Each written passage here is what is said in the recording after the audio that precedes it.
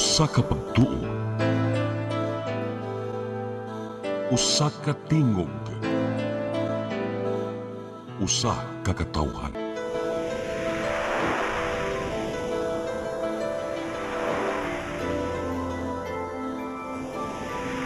Cebu Catholic Television Network.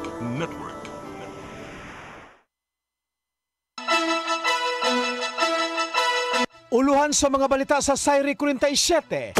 Dulan 400 kasakong bugas nga NFA nga wa mahalin sa syudad sa Mandaue, dili na ipakaon sa mga tao. Kapin 83,000 ka mga bag-ong rehistrante alang sa barangay elections natala sa Commission on Election 7. Tanang nangulata sa 18 anyos nga lalaki sa Basak Lapu-Lapu gibaharang pasakaan og kaso. Drug den sa drug-cleared barangay sa lungsod sa Bourbon, gironda. Tulo ka mga tao na dakpan. Sugbo, Kabisayan ug Mindanao, Pilipinas ug katawhan kutos maabot atong Sibya sa tibuok kalibutan mayong hapon. Live kita karon sa CCTN Channel 47 ug kini ang tulumanon sa nag-unang kasayuran nga angay natong masayran. Sa nga ni Attorney Danica Caballes, ako si Dennis Tabar ug kini ang Sayri 47.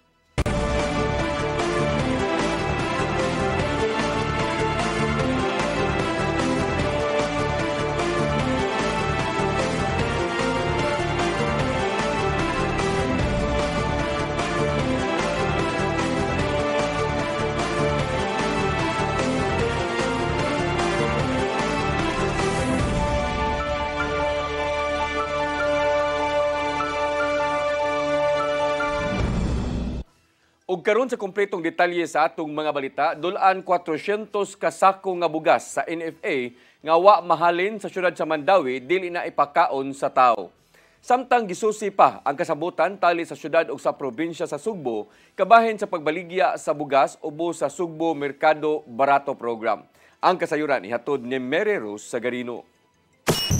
Gisugyot sa Mandaue City Agriculture Office ug City Health Office nga dili na angay ipakaon sa tawo ang nahabiling dulan sa 400 kasakong bugas nga NFA. Matud ni City Administrator Attorney Gonzalo Salimaligon nga ang report gipasa sa duha ka mga buhatan ngadto kang Mayor Tadeo Junki Uwano. Sa ilang level sila mo recommend. Ang sa City Health same bunalay ang ilang sa City Health essentially yung sila katong na open, katong nanay mga physical manifestation o kanang pest infestation and etc.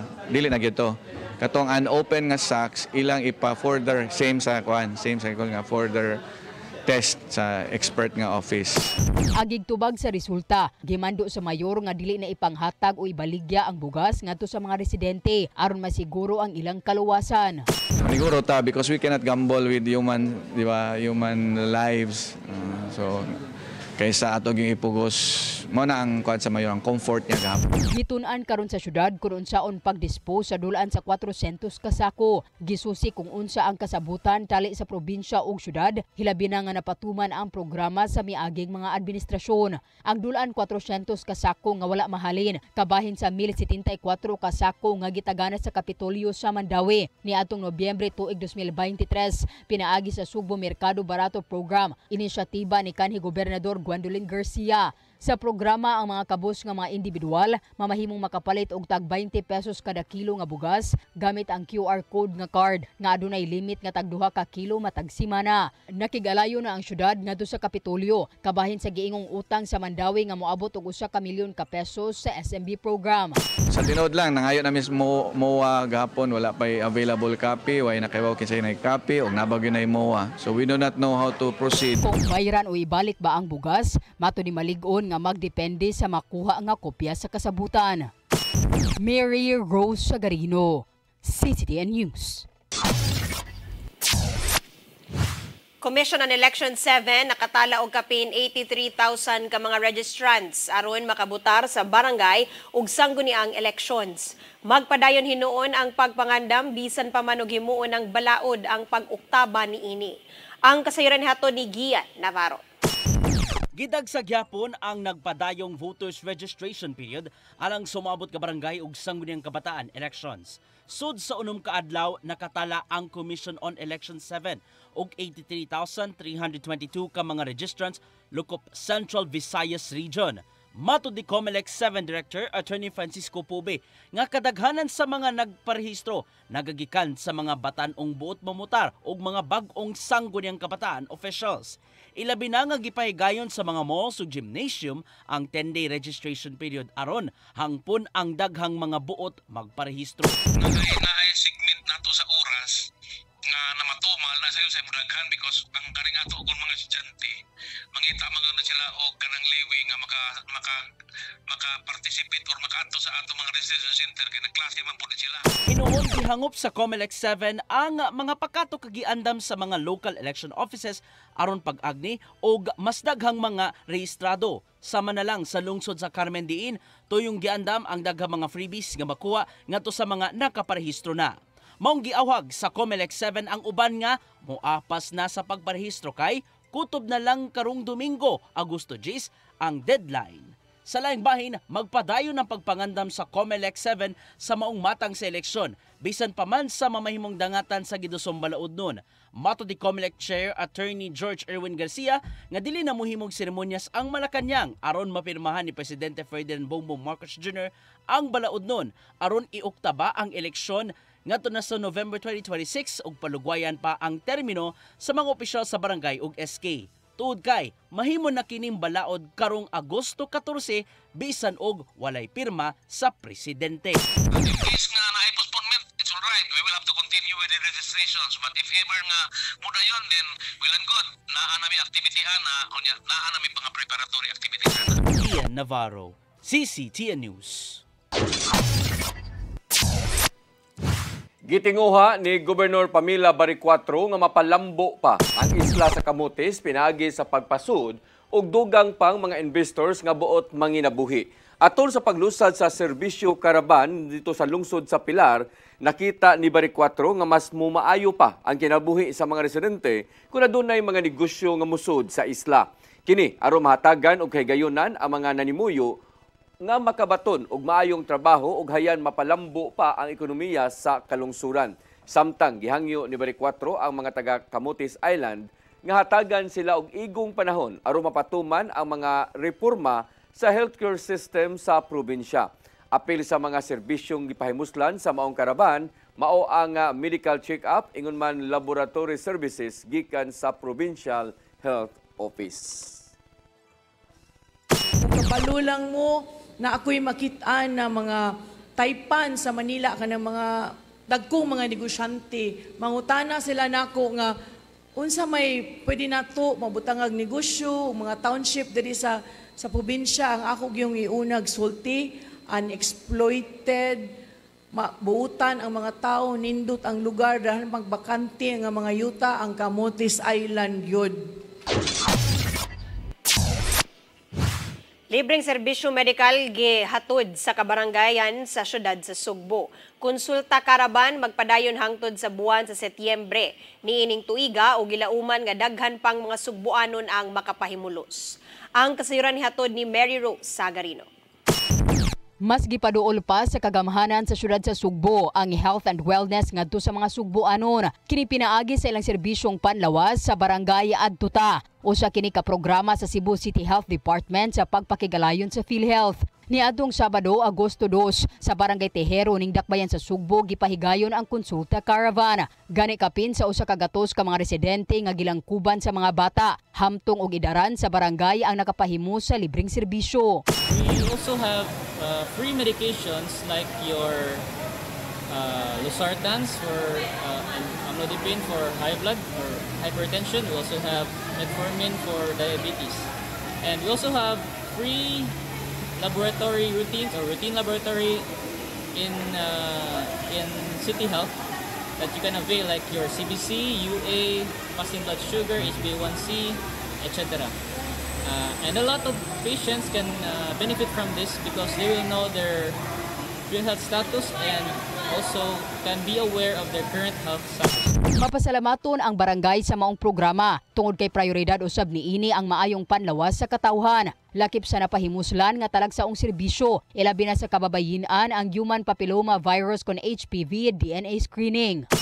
Kani siya murara ni siya pap smear ato ang itansya ang risgo sa babaye makakuha sa cervical cancer, no?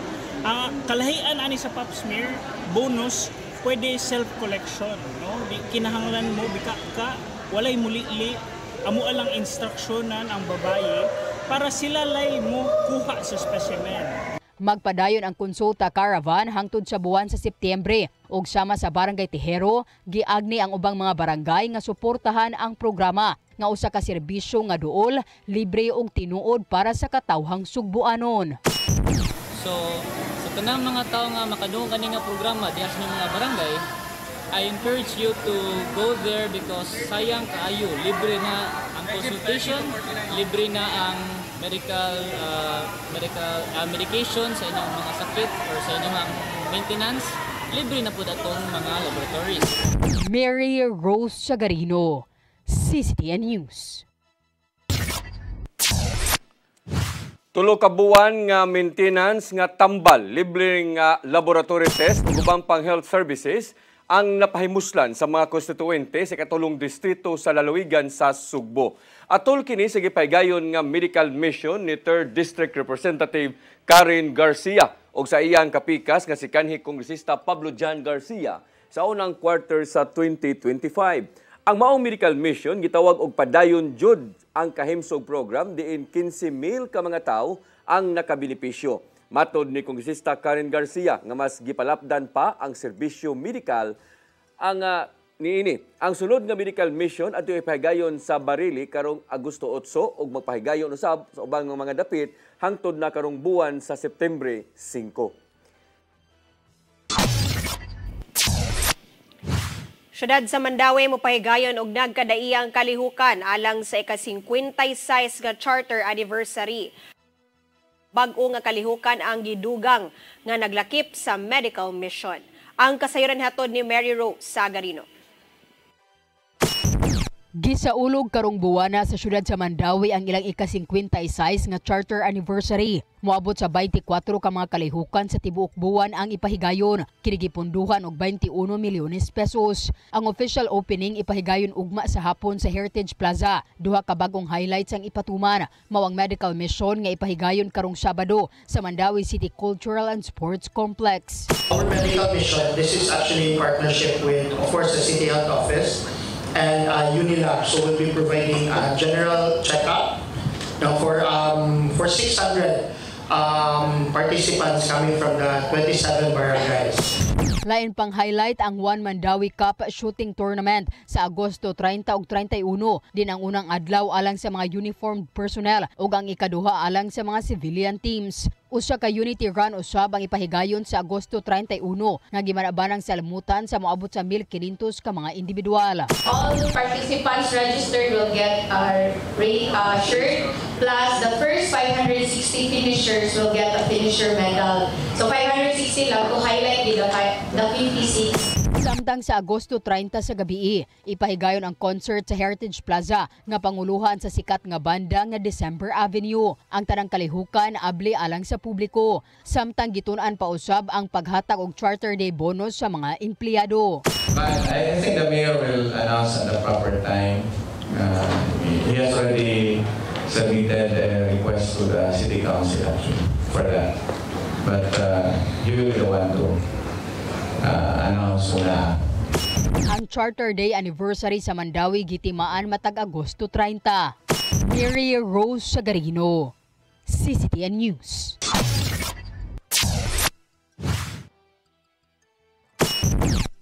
Mosunod, tanang nangulata sa 18 anyos nga lalaki sa Basak Lapu-Lapu, gibaharang pasakaan og kaso.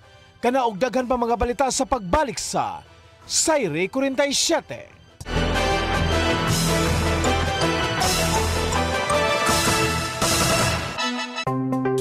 Discover the beauty of the Philippines.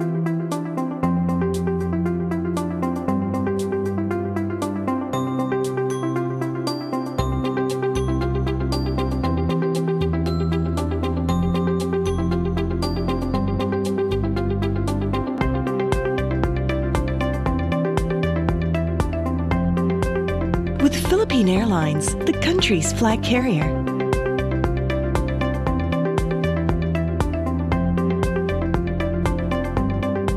the airline that lets you feel the warmth of the nation.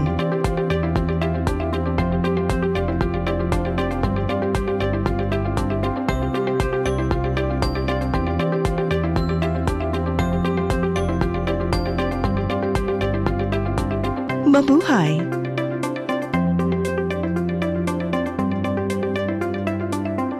Siguradong pagkain sa buong bansa. Masaganang ani, mataas na kita. Maunlad na buhay ng mga magsasaka at mga mangingisda.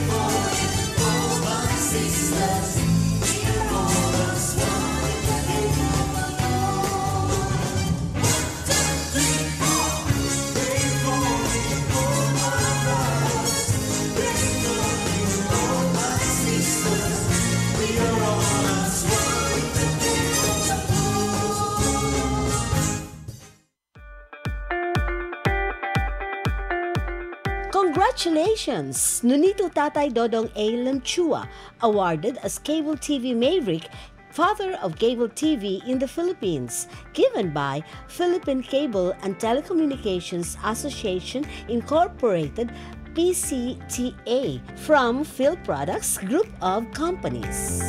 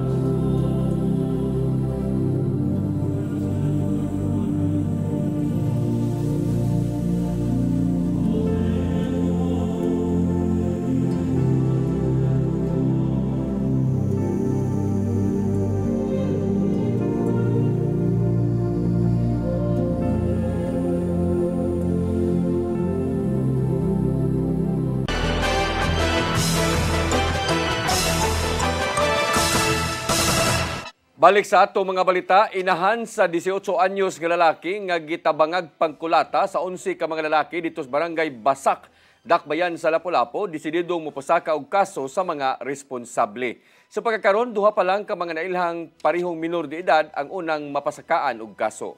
Ang kasayuran ihatod ni Cristel Joy Felerca.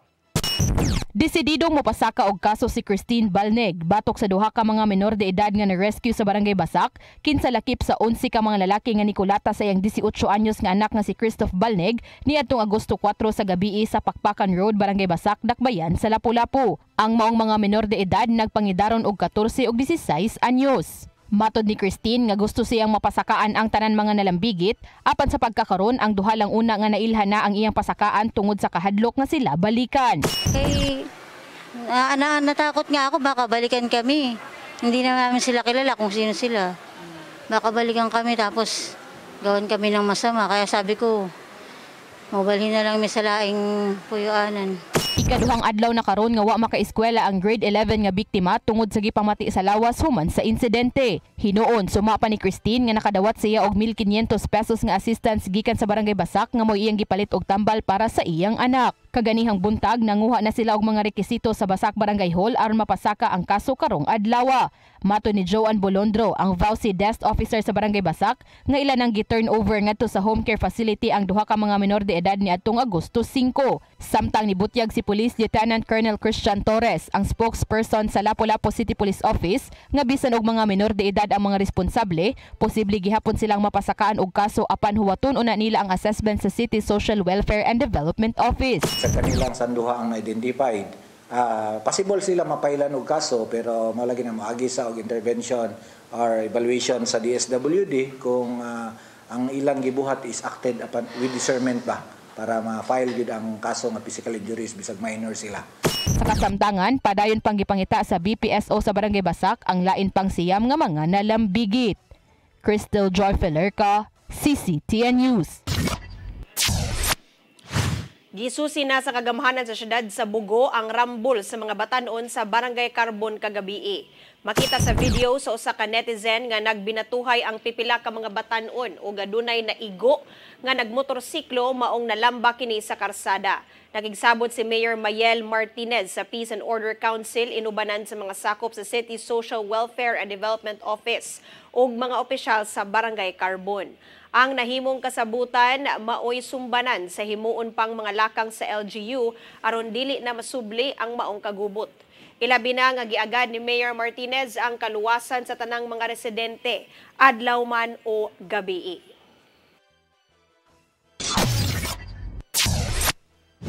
May pahimangno ang Pag-asa Bisaya sa mga mananagat nga kun adunay gi-issue nga thunderstorm advisory. Ang ilang buhatan, likayan yun una ang pagpanagat. Kini tungod kay matod pa ni weather specialist Jumer Eclarino nga kung adunay thunderstorm advisory, lauman ang kusog nga uwan, hangin, panugdog ug kilat. Ang pahimangno subay usab sa nitabo niadtong Agosto 5, din usa ka 38 anyos nga mananagat nga si Chudolito Intan ang namatay human gikatahong naigo sa kilat samtang nanagat sa kadagatan sa barangay Punta Inganyo, Dakbayan sa Lapu-Lapu. Sumapa ni Eclarino nga kung mabantayan sa mga mananagat nga adunay pagdagom nga may panagkilat kung pagkilat, likaya na una ang pag-adto sa dagat tungod kay dili na kiniluwas alang kanila. Ang mananagat, nakakita na silang cumulonimbus clouds, so kanang clouds sa dagom kaayo, nakadungog na silang dugdog. So dapat ayaw na magpadayon o mangisda because at unang-una likayan ang bodies of water kanang mga metals because sila ang mga best conductors man. Pangalan sa matag rehistradong patigayon, bantayan sa Department of Trade and Industry. Maong nakigtagbo sila sa business sector sa Sugbo alang sa gihimong mga lagda bahin sa pagparehistro sa business name. Ang kasayuran hatod ni Gian Navarro. Apil sa mga gibantayan sa Department of Trade and Industry mao ang pangalan sa mga negosyo nga iparehistro sa ilang buhatan. Maong nagpaygayon ang ahensya og consultative meeting ngadto sa business sector sa Dakbayan sa Sugbo. Subay na sa pag-revise sa mga lagda bahin sa pagparehistro sa business name ubos sa Republic Act 3883.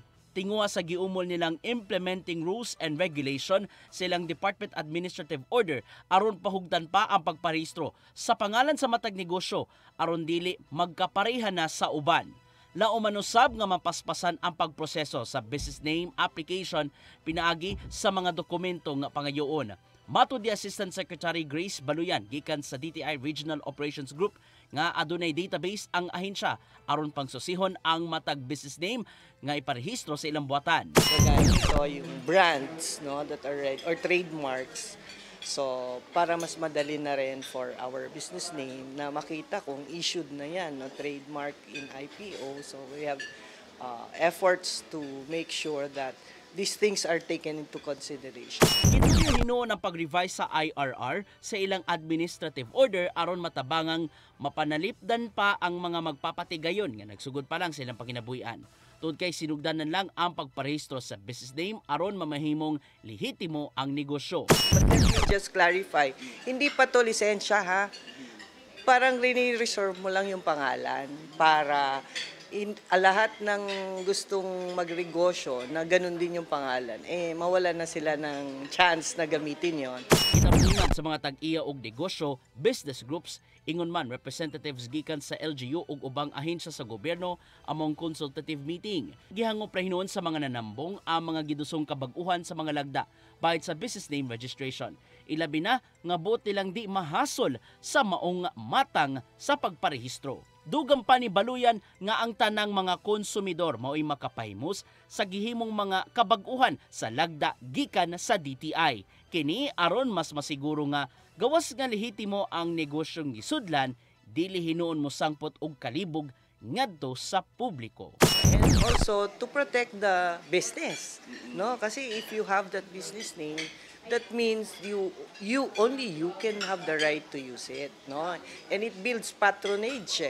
'Di ba? Yung pangalan ng negosyo, minsan kilala na 'yan. So, kilala na 'yan meaning you have already they have already earned the trust no of the consuming public. Navarro, CCTN News. Naningil na ang konseho og proposal gikan ni Mayor Nestor Archibal aron maduso na sa sayo pa lang ang 2026 annual budget sa siyudad sa Sugbo.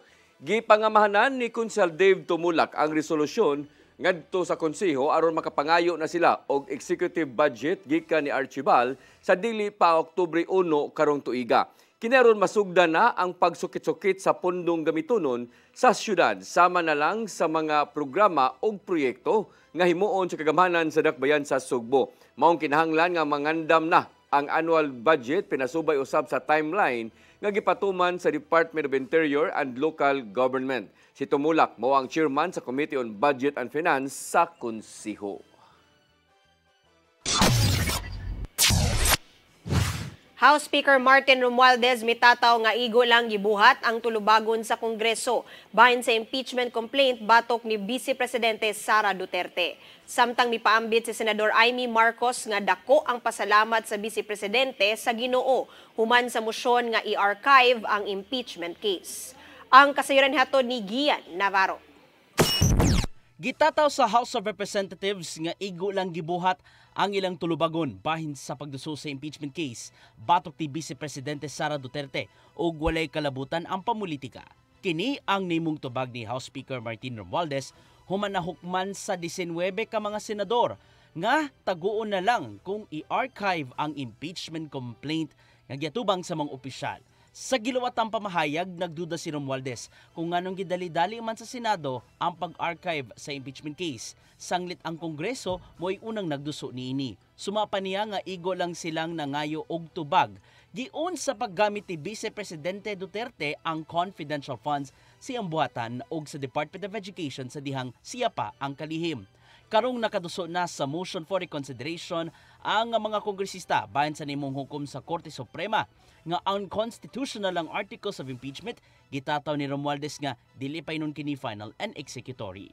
Giuyunan sa 14 ka mga senador, apil ang mga kaalyado sa Duterte ang maong mosyon aron pagpadapil ng una sa mong impeachment complaint. Samtang upat ang misupak ug usa ang nag-abstain. Sagad sa mga sentimiento sa nakauyon, nagduda nga pinasikad lang sa pamulitika ang isyong giatubang ni Duterte.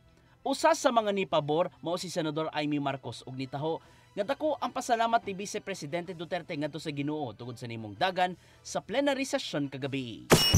Yes, it's dead, but it's not really buried. But yes, it's dead. In effect, because it's in the archive, but sabi nga ni Justice Ascuna, pwede na mahugutin pa ulit kung magbago ang Korte Suprema. Sumusunod lang kami sa batas at sa Korte Suprema. Kaya nga tinatawag na Supreme Court yan. Alam nga naman na Super Supreme Court pa kami, katulad ni sabi ni SP, o Supremer Court pa kami, o may Supremest pa. Wala namang ganun eh. Talagang Supreme Court. Butang nga gihimog ata ni Romualdez nga walay sagol nga pamulitika o wala nila gidali-dali ang pagduso sa impeachment. Bisan pa man og gilubong na sa mga senador among reklamo, padayunon pa hinuon kini sa Kongreso. Gian Navarro, CCTN News.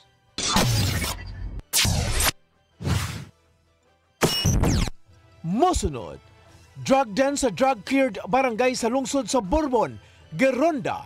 Tulo ka mga tao nadakpan. Kanaog daghan pa mga balita sa pagbalik sa Sayri 47.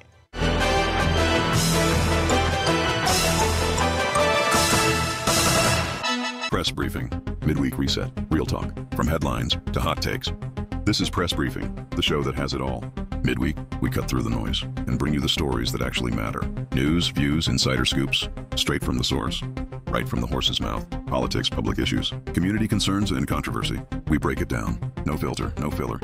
Press Briefing. Sharp, fearless, always relevant. Brought to you by the Cebu Press Club. Beyond the headlines, we are Cebu's voice.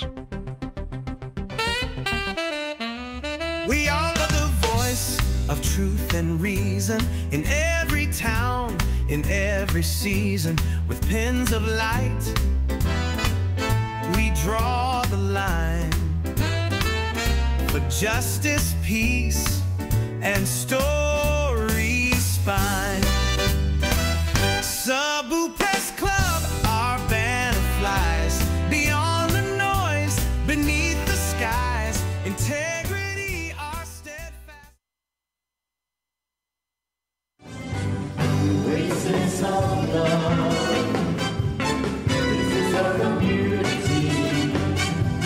Sing every joy. We are all a family. Praising the Lord. Hallelujah. Jesus Christ. Praise the Lord. And glory on and till it comes to thee.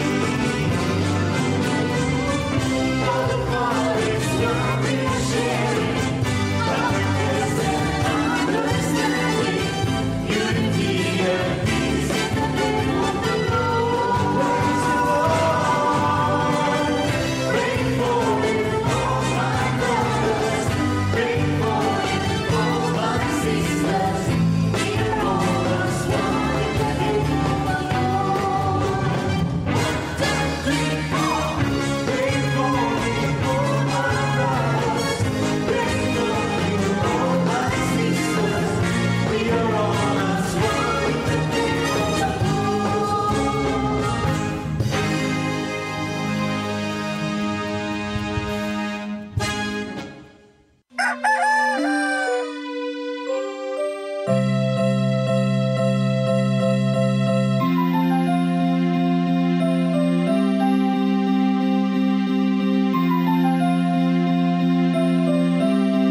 Ma, wala na may data, ma. Palud, ma.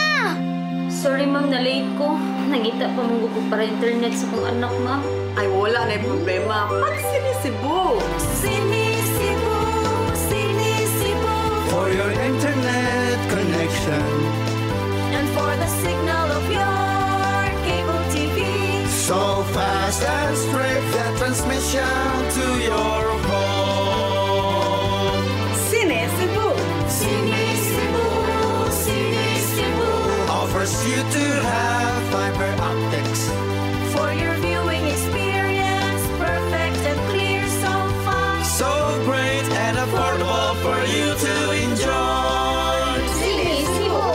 Cine Cebu Television Incorporated offers fiber to the home broadband internet bundled with fiber to the home cable TV connection. Cines Cebu Television Network Incorporated with its operation in Metro Cebu and the whole province of Cebu soon. And affordable for you to enjoy. Cine Cebu. Your song. Your music. Your listening pleasure. Sing it, Cebu! And if I don't need you, This, my darling, I've been told. Jody was the girl who lived next door. saving all my kisses just for you. Yes! You got me jumping like a crazy clown, and I don't think you're right to put it down. Since I kiss you, love your lips so wide, the things that bothers me is different like you find. Hey, hey, set me free. Stupid Cupid, stop picking on me. PRO7 Action Files. Mga panghitabong naglambikit sa katawan. Ihatagan ng aksyon o kasulbaran sa kapulisan. PRO7 Action Files. Base sa talaan sa Police Regional Office 7. Nakatapon padayong gisubay at taganong katinawan pinaagid ng maong tulumanon. PRO7 Action Files. Abang kaninyo sa Police Regional Office 7 o NTV CCGN.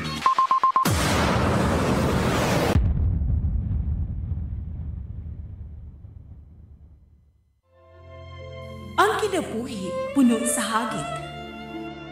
Sumpil na ka, Dri, ha? Ay, paginarte! Magdita ka! Puno sa pangutana. Bata pa gani ka kayo? Nagpuyab-uyab na ka? Kinsa man ang mukhang masakitin nato din ay karoon ha, kinsa! Kung sibuti mo'y pasabot, Daddy. Puno sa luha. Pagpili pa, ako nga imong anak o kanay imong mga babae. Kasuko. Yung ano pa? Ano itong kani Papa? Apan bisan mangit-ngit pa ang imong kalibutan, aduna pa'y nagpahiping kahayag. Aduna ka pa'y kasumbungan. Mga laman, hanap na. Dear Tatay, Tunog na unlod na. Nganong handungan. Waylaing pagi aron masabtan nato ang Biblia. Kinanglan nga doon natay relasyon kang Hesus. Hangtod sa layan natong panaguban, daghang salamat. Shalom. Tunog na unlod na.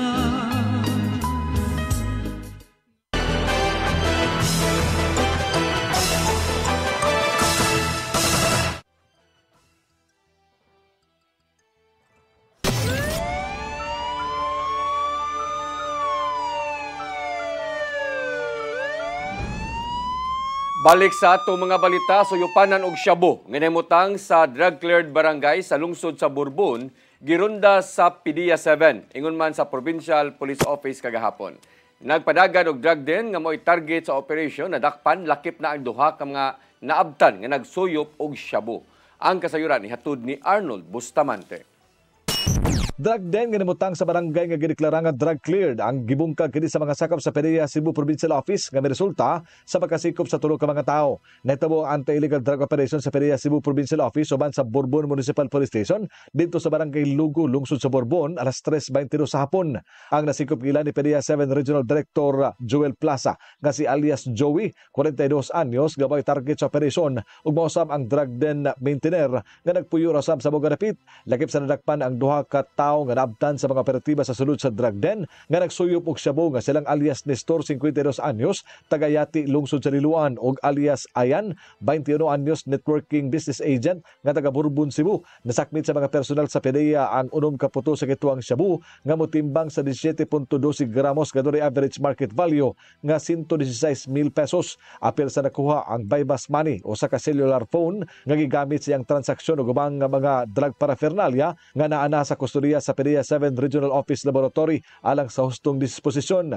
Mato ni Lia Alcantara, ang information officer sa PDEA 7, nga 3 ka semana nila nga gipaubos sa case build-up ang maong drug den, human nila madawat ang impormasyon gikan sa kasaligang tinubdan. Sa investigasyon sa PDEA nga makabaligya si alias Joey og 15 nga tona sa 20 gramos ka shabu matag semana sa mga customer. May pasabot si Alcantara nga sa drug cleared barangay nga status, ang PDEA 7 wala mohunong sila nga pagmonitor og pagvalidate sa mga madawat nga report nga dori may balik ka problema sa illegal nga drugas. Giandam na ang kasong ipasaka sa PDEA batok sa mga suspitsado o gipasabot kini nga ang madakpan nga magpadagan og drug den. Labing dako nga silot ang ipahamtang nini nga mao ang pagkabilanggo sa tibuok kinabuhi. Arnold Bustamante, CCTV News. Dulan 400 ka mga pulis gipakatap sa Lapu-Lapu City Police Office sugod karong adlaw subay sa pagpangandam sa Ironman 70.3 Lapu-Lapu. Samtang PRO 7 i-augment og 50 ka mga personnel aron motabang sa seguridad sa kalihukan. Ilabi na nga kapin o kulang 2,000 ka mga atleta ang gilaumang musalmot karong tuiga. Ang kasayuran ni hatod ni Crystal Joy Pelerca. Gipakatap na sugod karong adlaw ang dulan 400 ka mga pulis sa Lapu-Lapu City Police Office aron sa pagbantay sa seguridad sa Ironman 70.3 Lapu-Lapu karong Domingo, Agosto 10. Gitutukan karon sa kapulisan ang pagbantay sa seguridad sa mga billeting areas, ilabi na nga nagsugod na ang pagpangabot sa mga atleta. Kapin o kulang 2,000 ka mga atleta gikan sa 41 ka mga nasod ang gilaumang mosalmot sa Ironman 70.3 Lapu-Lapu karong tuiga. Lakip na ni Ana ang mosalmot sa Reyna Bulacnaran ug mga adlaw ug Iron Kids karong Sabado. Tungod sa kadako sa mong kalihukan, nagpa-augment ang LCPO og 50 ka mga personnel gikan sa Police Regional Office 7. Matod ni Police Lieutenant Colonel Christian Torres, ang spokesperson sa LCPO, nga bisan pa man og adunay dakong kalihukan sa dakbayan, apan usa sa ilang gisiguro nga aduna pay mga personnel nga makaresponde kung adunay alarma. Kana is tourism highway magina nato siya.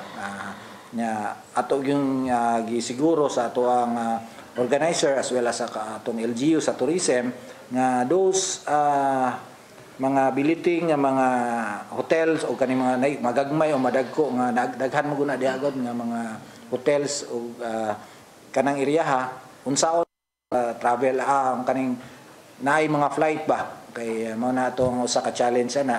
Sugod karong adlaw hangtod Domingo, wa na gitugutang makalib sa mga personnel sa LCPO tungod sa maong kalihukan. Dugang pa sa spokesperson nga mas gipahugta nila ang seguridad karong tuiga aron nga dili na mausab ang mga nasinating kakulian sa nilabay nga tuig. Sama na lang sa ilang nadawat nga mga reklamo tungod sa pagsirado sa mga dalan. Karong Domingo, adunay mahitabo nga full road closure sa mga dalan sa Barangay Punta Inganyo, Mactan, Maribago, Agos, Marigondon ug Subabasbas gikan sa alas 4 sa kadlawon hangtod na sa alas 2 sa hapon tungod kay lakip kini sa race route. Maong usa sa mga hagit sa kapulisan mao ang ilang pagpahibaw sa mga hotels ug resorts nga maapektuhan sa full road closure. Sa tuang personnel sa sa Lapu-Lapu ang ato ang gi-deploy. Then ato mong gisiguro nga bisag naa ning activity kato ato ang day-to-day nga mga duty sa ato ang mga strategic location di ginato biyahan. Then ato mong gunang gitanaw mga scenario what if ngay may tabong alarma dito sa Pika site sa atong area napabaylay mo responde. Crystal Joy Pelerca, CCTN News. Mao kadtong naglangkob sa atong mga balita sa Sayri 47, ako si Dennis Tabar. Ako si Danica Caballes, hangtod ugma sa inyong paboritong tulumanon. Sayri 47.